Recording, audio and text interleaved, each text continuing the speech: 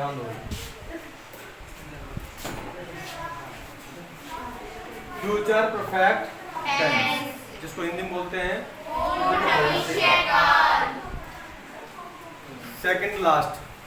कहने का मतलब इसके बाद में एक ही हमारा टेंस का पार्ट बचेगा, वो है फ्यूचर परफेक्ट कंटीन्यूअस टेंस। उसके बाद में टेंस का मामला खत्म। फिर इसी से रिलेटेड जो टॉपिक है, वास्तविकता में जो टॉपिक है आपके ग्रामर में, वो है correct form of the verb. वो हम पढ़ाएंगे जो इसी के ऊपर आधारित है सारा, ठीक है ना।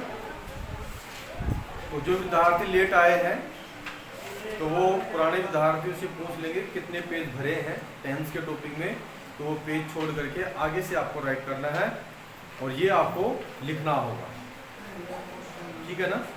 अभी आपके पास में समय है, लेकिन कुछ विद्यार्थी जैसे लेट आएंगे, 3 टॉपिक पढ़ा दिए, 2 पढ़ा दिए, तो उसको फिर वो टॉपिक छोड़ने होंगे। और वो टॉपिक कब राइट करने हैं उसको, जब रिवीजन होगा। रिवीजन कम से कम 4-5 बार पढ़ा देंगे आपको ये टॉपिक, कंप्लीट टॉपिक। समझ में आ रहा है ना।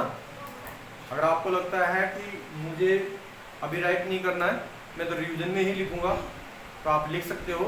लेकिन समस्या का विषय आपके लिए खड़ा हो जाएगा कि साप्ताहिक टेस्ट में आपके मार्क्स कम आएंगे ना, क्योंकि हम तो पेपर में वही देने वाले हैं जो शुरू से हमने जो पढ़ाया है, और उसमें फिर कहीं ना कहीं आप पिछड़ जाओगे।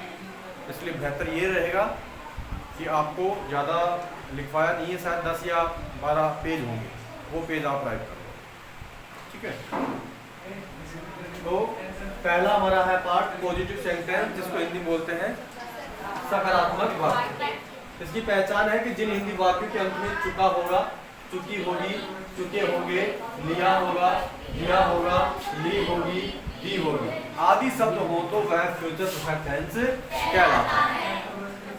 अगर आपसे हम पूछें कि पास्ट परफेक्ट टेंस को पहचानने के लिए कौन से शब्द हैं, तो क्या बताओगे? लिया था, दिया था, ली थी, ठीक है ना। और प्रेजेंट परफेक्ट टेंस की हम बात करें तो चुका है, चुकी है, चुके हैं, चुका हूँ, लिया है, दिया है, ली है, आ है, ई है, इस प्रकार से लिखवाया है, ठीक है। तो कहने का मतलब शब्द वही है। अगर आपको प्रेजेंट टेंस कंप्लीट समझ में आ रहा है तो पास्ट और फ्यूचर में, पास्ट में तो था, थी, थे का प्रयोग कर रहा है, और फ्यूचर में गा, गे, गी का प्रयोग कर रहा है। बाकी शब्द वही रहने वाला, ठीक है ना। इसलिए हमने टेंस स्टार्ट किया था, तब बताया था कि प्रेजेंट टेंस को आप ध्यानपूर्वक पढ़ लो, और हमने बिल्कुल स्लो, है ना, स्लो मोशन में पढ़ाया था कि जिससे कि आपको अच्छे से समझ में आ जाए।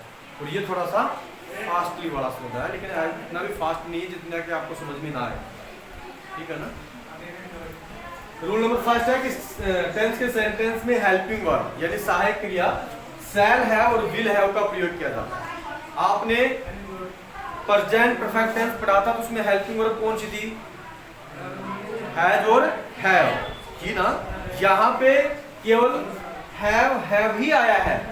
इस चीज में बहुत से बच्चे कंफ्यूज हो जाते हैं। यहाँ पे तो शैल हैज कर देंगे, यहाँ पे शैल हैव कर देंगे, हो जाता है ना, शैल हैज और विल हैव ऐसे।